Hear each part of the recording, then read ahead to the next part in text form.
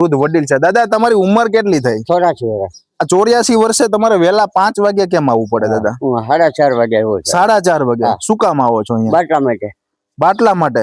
તમારા છોકરાને બધા બહાર છે કે અહીંયા જ છે? એટલે તમારે 84 વર્ષની ઉંમરે શરમ આવી જોઈએ તમને। સરકાર એક તરફ કહે છે કે ગેસનો બાટલો છે તે મળે છે અને લોકોની લાઈનો લાગે છે, જ્યારે લોકોની લાઈનો છે તે હજુ બંધ નથી થઈ। અત્યારે વહેલા સવારના 5 વાગ્યા છે અને નાવલી ન્યૂઝ પહોંચ્યું છે લોકોની સમસ્યા જાણવા માટે કે શું ખરેખર સાવરકુંડલામાં બાટલો મળે છે, શું ખરેખર અધિકારીઓ એસી ઓફિસમાં બેસીને જે મસ્ત મોટી વાતો કરે છે કે સામાન્ય લોકોને બાટલો મળી રહે છે, તેનું રિયાલિટી ચેક કરવા નાવલી ન્યૂઝ પહોંચ્યું છે। અમારી પાછળના દ્રશ્યો જોઈ શકો છો, અહીંયા 50 લોકો છે તે અહીંયા પહોંચ્યા છે ગેસના બાટલા માટે, અને એ પણ વહેલી સવારે। તમને સવાલ થતો હશે કે આ લાઈનો આટલા વહેલી સવારે શું કામ લાગી છે, તો કે ભાઈ સામાન્ય જનતા છે બિચારી પીડાઈ રહી છે ગેસના બાટલા માટે, એની જનતાની વારે કોણ આવશે એ પણ સવાલ છે। 4 દિવસ થા। હા, શું પ્રશ્ન છે? આ બાટલાનો નથી કામે જવાતો, નથી કાઈ કરાતો। એટલે શું કહે છે અહીંયા? ક્યાંય કે નથી બાટલા, એમ કે કાલે 2 વાગે આવ્યા હતા, સવારે 6 વાગે બોડી ભરી ગયા, બાટલા નથી કે જવા। અત્યારે કેટલા વાગ્યા છે ને તમે ક્યારના આવ્યા છો? હું આવ્યો 2 વાગ્યાનો।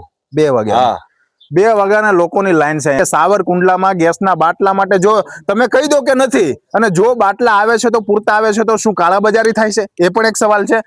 તમે કેટલા વાગ્યાના આવો છો અને શું કહે છે? 2 વાગ્યાના અત્યારે લાઈનમાં ઉભા છીએ, અને કાલે તો એ લોકોનો તો સવાર સાંજે અહીંયા બોર્ડ મારવું જોઈએ કે કાલે સ્ટોક નથી તો પબ્લિક અહીંયા આવે નહીં। જી, અને આવે તો બોર્ડ ન હોય તો પબ્લિક ગામડેથી અહીંયા આવે, આખી રાતે લાઈનમાં ઉભા રહે, અને સવારમાં કઈ નથી, એટલે હું બીજા કોઈ પબ્લિક નો કોઈ કામ ધંધો નથી કઈ કરવાનો, એટલે બાટલા આપતા જ નથી? બાટલા આપતા જ નથી ને। વૃદ્ધ કાકા છે મારી સામે, જો વૃદ્ધ વડીલ છે। દાદા, તમારી ઉંમર કેટલી થઈ? 84 વર્ષ। આ 84 વર્ષે તમારે વેલા 5 વાગે કેમ આવવું પડે દાદા? હું 4:30 વાગે આવ્યો છું। 4:30 વાગે શું કામ આવો છો અહીંયા? બાટલા માટે। બાટલા માટે?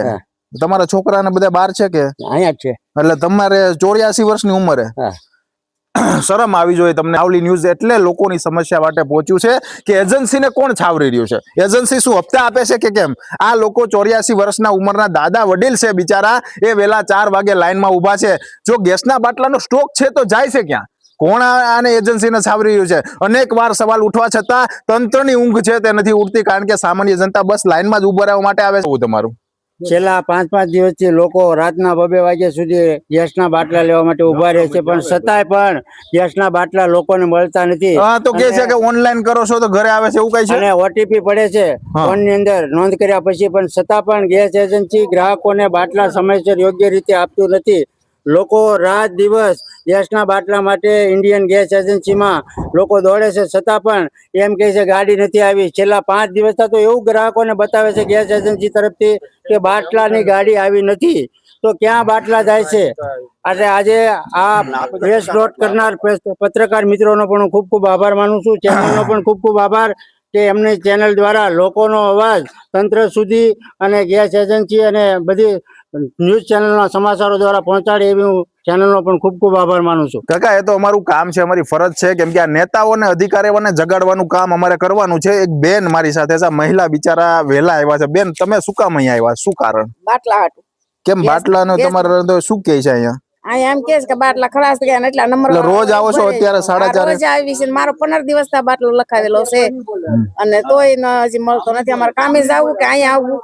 100% મહિલાઓની વેદના છે। ક્યાંક હું તંત્રને વારે વાર શરમ વગરનું એટલા માટે કહું છું કે જો તમારી પાસે બાટલા ન હોય તો એજન્સીને કોણ છાવરે છે, એજન્સીમાં કેવી રીતનું લાલિયાવાડી ચાલે છે, એ પણ એક સવાલ છે। લોકોની લાઈન વેલા 5 વાગ્યાથી લાગે છે તો શું કામ લાગે છે? તંત્ર આનું કંઈક નિવારણ તો લાવવું છે ને, કંઈક ઉકેલ લાવો। જો તમારી પાસે બાટલા છે તો બાટલા આપી દો। જો ઓનલાઈન ડિલિવરી 8-8 દિવસના મારી પાસેના દાખલા છે, ઓનલાઈન કરવા છતાં ગેસનો બાટલો છે તે જનતાને નથી મળી રહ્યો। બસ આ સાવરકુંડલા શહેરની સ્થિતિ છે। મહેન્દ્રસિંહ, નાવલી ન્યૂઝ, સાવરકુંડલા।